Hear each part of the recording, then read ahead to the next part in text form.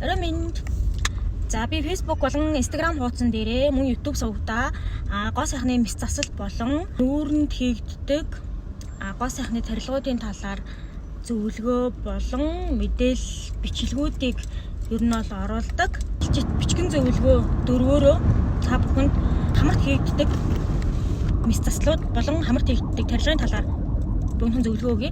За хамарт хийгддэг пластик мэс заслуудыг хамгийн түгээмэл хийгддэг мэс засал нь болохоор хамарт өндөрлөх буюу хамарт имплант тавих. За хамрын үзүүрийг өндөрлөх, дээшээгээ босгох, шүнтэлгэх. Мөн дээрээс нь хамрын самсаа хэсгийг багасгах, хамрын монхор засах буюу хамрын нуруу хэсгийг тэгшлэх мэс заслууд гоо сайхны заалтаар хийгддэг мэс заслууд. За гоо сайхны заалтаар хийгдэж байгаа мэс заслаас гадна филлер тарилга буюу өмнөх бичлэг дээр хийгдсэн дүүргэгч тарилга, мөн утсаар хамар өндөрлөх ийм хоёр ажилбаруудаас хамрын мэс засал болон ажилбарт гоо сайхны заалтаар ордог. Хамарт хийгдэж байгаа гоо сайхны мэс заслууд нь ихэвчлэн тухайн хүний өөрийн хүсэлтээр хийгдэж байгаа мэс заслууд байдаг. Харин яг нөгөө нэг хамрын гэмтэл болон тасалбчны мөрөөлт эсвэл хамар доторх нөгөө нэг самлгийн ургацагч юм уу гэх мэтчлэн ордог мэс заслууд маань болохоор зайлшгүй шаардлагаар эмгэгийн улмаас одоогоо мэс заслууд байдаг.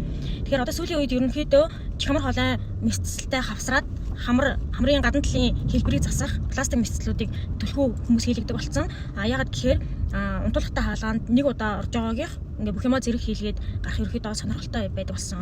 Тэгэхээр тухайн хүнтэйгээ ер нь бол ярилцж агаад гадна хамрын хэлбэрээ янзлуулад хэрвээ тасалж мөрөө явах юм бол тасалбчтанд тэгшлэг хагалгаа орох, мөн гадна хамрын нөгөө нэг гэмтлээс үүдсэн ясны хугарал гэмтэл байх юм бол ясны хугарал гэмтэлтэйгээ пластик мэс засал хийгдэггүй юу гэдгээ чамар хоолой эмчтэйгээ болон яг гоо сайхны мэс засал хийдэг эмчтэйгээ яг зөвлөлдөж аваад хагалгаа орохгүй шийддэг. Бичлэн дан ганц тасалбчаа тэгшлүүлээд гадна хамарт пластик мэс засал буюу өндөрлөх, самсаа багасгах, үзүүрийг дээшээ босгох ч юм уу тиймэрхүү мэс заслуудыг бол шууд нэг доор хоёулыг нь хийгдэж болдог.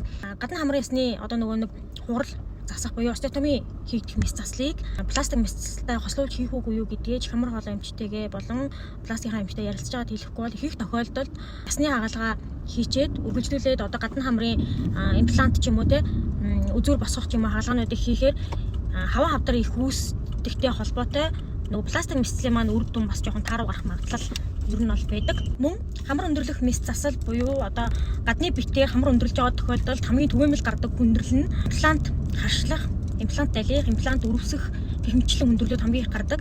За ер нь бол мэс заслын үед тухайн хүн хаалганд орохынхоо өмнө филлер тарилга болон хамрандаа утсан имплант суулгасан тохиолдолд сая түрүүний миний хэлдэг хүндрэлүүд нэг дахин ерөөхдөө бол гарах магадaltaй байдаг.